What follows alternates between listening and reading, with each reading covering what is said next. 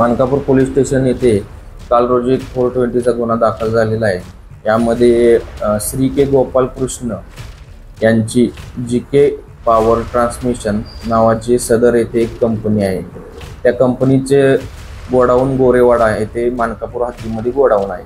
सदर गोडाऊनमध्ये त्यांचे कंपनीचे अंदाजे 13 करोड पर्यंतचा मुद्देमाल त्या गोडाऊनमध्ये पडलेला होता। आणि यामध्ये जे आरोपी आहेत ते बँकेचे अधिकारी व कर्मचारी आहेत। बँक ऑफ बडोदा तसेच बँक ऑफ देना बँक याचे अधिकारी व कर्मचारी यामध्ये यांचा समावेश आहे।